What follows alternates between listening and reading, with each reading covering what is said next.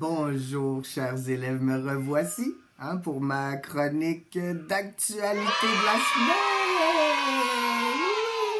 Oui! Alors, donc c'est ça, Monsieur Deschênes-Trottier est là pour vous donner votre dose d'actualité. Mais avant de commencer, j'aimerais vous partager un peu mon début de journée. Donc, j'ai pris une douche et j'ai mis du parfum. Des petites victoires comme ça, c'est important. Alors, donc c'est ça. Puis aussi, j'ai tenu compte des critiques là, constructives, mais néanmoins des critiques pour faire ma capsule d'actualité. Donc, je vais aussi parler de bonnes nouvelles. Et là, donc, je vais commencer immédiatement par les bonnes nouvelles pour finir avec les mauvaises nouvelles. Donc, pour commencer, donc il y en a qui s'en tirent bien avec le coronavirus. Donc, je parle pas seulement des gens qui revendent du Purell à des prix exorbitants, qui font du commerce de contrebande de papier de toilette. Non, je parle plutôt de politiciens qui servent de cette crise pour leur bien personnel.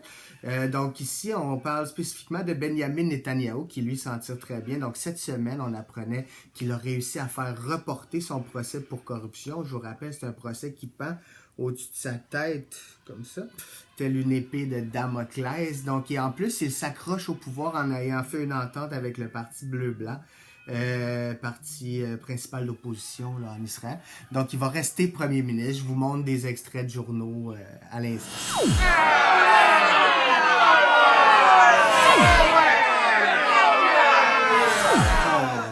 Alors, c'est ça. Donc, sinon, aux États-Unis, comme on en a souvent parlé, là, je voulais faire un suivi. Les primaires démocrates, donc comme vous imaginez bien, là, c'est plutôt, nous sommes à un point mort des primaires. Donc, tout est arrêté car les rassemblements publics et les votes sont reportés dans plusieurs États.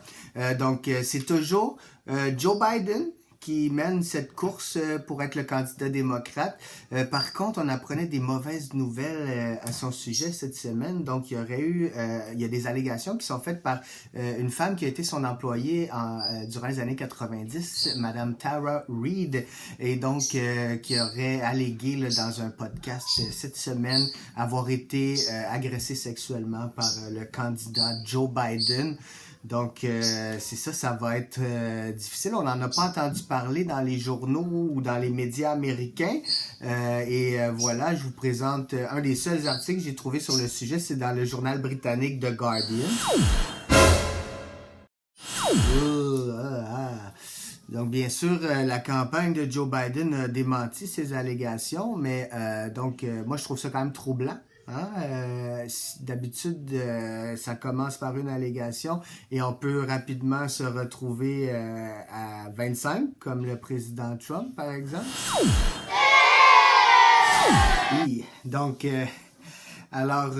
oui, pour Joe Biden, ça risque d'être difficile, mais en même temps, il est connu pour avoir une réputation parfaite à l'égard des femmes, donc jamais de comportement inapproprié. Attendez, on me dit que, il y a des images qui prouveraient le contraire. D'accord, allons jeter un coup d'œil. Got a lot of thanks to give out here.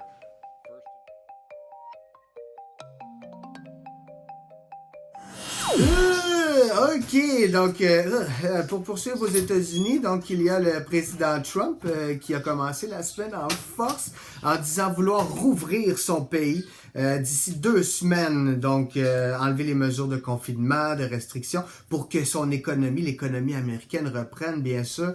Il a dit que le remède ne devait pas tuer la vache, OK? Donc c'est un peu l'analogie qu'on a utilisée dans les médias de droite américains. Alors, on va regarder un extrait de ça. Donc, il disait qu'il voulait que les églises soient bien remplies de gens pour Pâques. Et c'était fantastique à voir.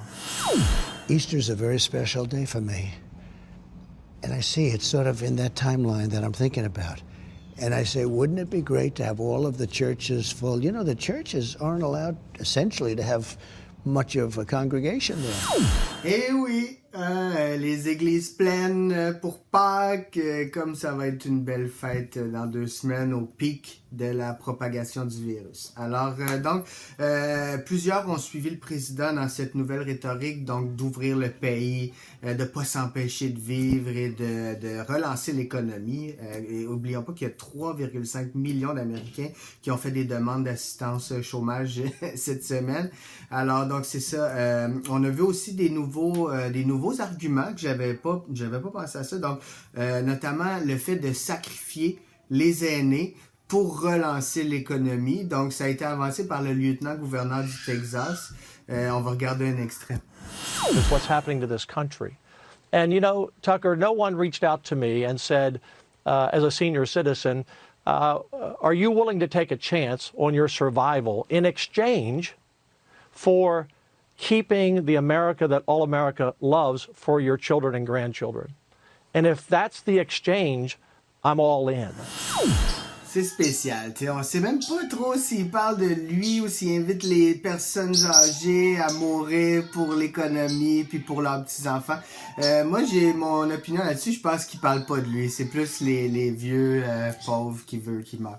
Alors, donc c'est ça, on a même sorti là, le bon vieux Oncle Sam, une nouvelle campagne de propagande. Je vous présente cette image-là pour vous confirmer là-dessus.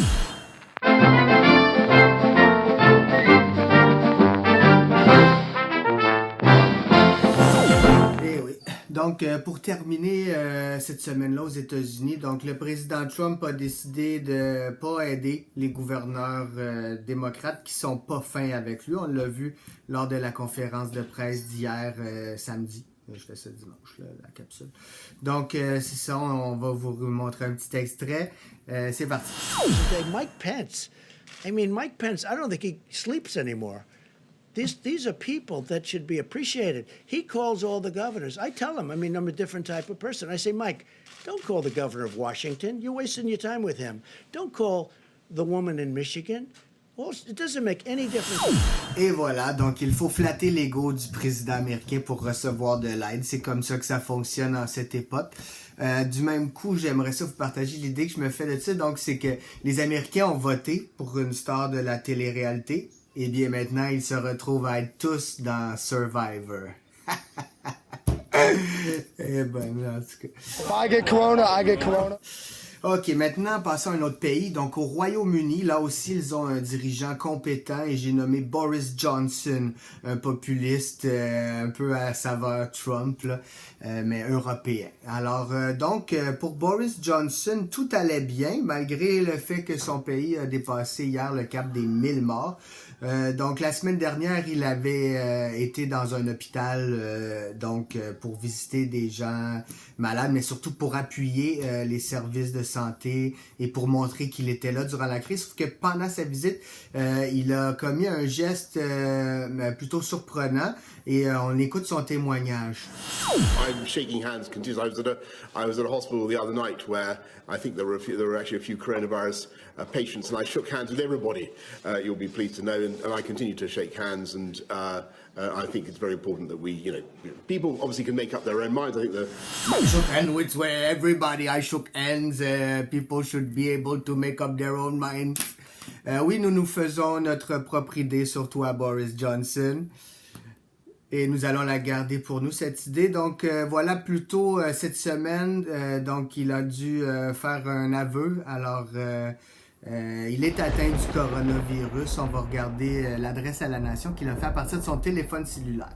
taken a test that has come out positive, so I am working from home. Et donc maintenant en Inde, on va aller voir donc comment ils font, comment les autorités publiques font pour s'assurer que les citoyens respectent les mesures de distanciation sociale. Vous allez voir, ils ont des techniques assez particulières.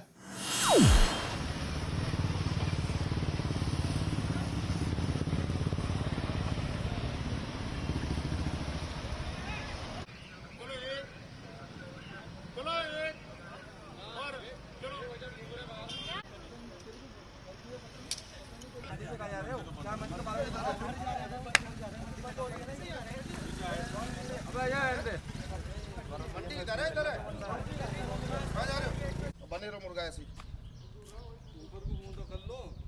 मुंह पर करो Donc, châtiment corporel, hein? Donc c'est ça, on va là avec les autorités en Inde. Nous, on est chanceux ici, il faut rester dans notre maison. Ok, donc c'est ça pour terminer. Je veux quand même vous parler de bonnes nouvelles pour finir. Donc on va aller voir, c'est les animaux qui reprennent possession de certaines villes, étant donné que les humains sont à l'intérieur. Donc en Italie, je vais vous montrer en Italie et au Japon où on voit des chevreuils dans les rues. C'est de toute beauté. People are noticing an unexpected outcomes of the current time. In the countries like Japan, Italy and Thailand, people observe animals roaming the street. Oh, c'est trop cute. Ok, des dauphins maintenant. Oui, des dauphins.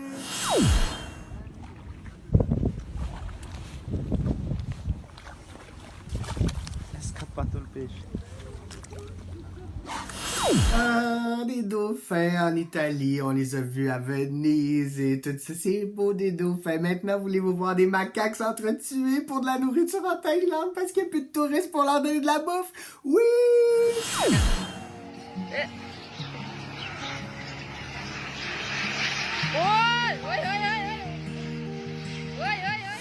Et oui, la nature reprend ses droits sur la ville, un peu comme mes enfants sur ma vie. Alors oui, donc c'est un peu le phénomène de zoo inversé. Les animaux viennent nous visiter dans nos maisons. J'espère que ça va être comme ça à Montréal. On va voir des chevreuils dans les rues, tout ça, ça va être super le fun. Alors, donc, c'est ça pour terminer sur une note sérieuse. Je vais vous présenter une vidéo des maires italiens qui conseillent à leurs citoyens de rester dans les maisons. Et ça s'applique à vous aussi. Ils ont vécu la crise comme aucune nation à date sur Terre. Donc, j'espère que vous allez bien les écouter. Et sur ce, je vous dis bye bye. Bye bye. Non potete giocare a ping pong, andiamo. Alla PlayStation. Da casa non deve uscire nessuno. E a Messina non esce nessuno perché c'è un'ordinanza e quindi guai chi esce da casa. Dove andate con questi cani che hanno la prostata infiammata? Dovete stare a casa! Non avete capito che la gente muore? Volete far ammalare tutti? Siete degli irresponsabili, dei cretini, degli emeriti cretini. Se tu non esci, non ti preoccupare, non succede nulla. È inutile che scriva a me. Che cazzo mi scrive a me? State andando a casa che non succede niente. Ste cazzo di parrucchiere che vanno in casa a aggiustare i capelli e le febbre, a che cazzo servono? Chi cazzo ti da vedere per sti capelli aggiustati in tutta vita? Perché se una viene in casa tua, ed è venuta in casa mia, è venuta in casa di un'altra a fare i capelli a un'altra, ma lei capite che ti potete portare o posto dalla LAC, ti porto o virus corona, quel che te ne dico in capo così? Come andrà tutto bene se continuiamo ogni giorno ad uscire per fare la spesa? Quanto la spesa si dovrebbe fare una volta ogni 10 giorni. Come andrà tutto bene se ogni giorno tantissime persone escono per andare a comprare le sigarette? Come andrà tutto bene se la gente va e viene dal benzinaio? Ma questa benzina cosa serve se dovete rimanere a casa? A casa. Non si può stare in mezzo alla strada.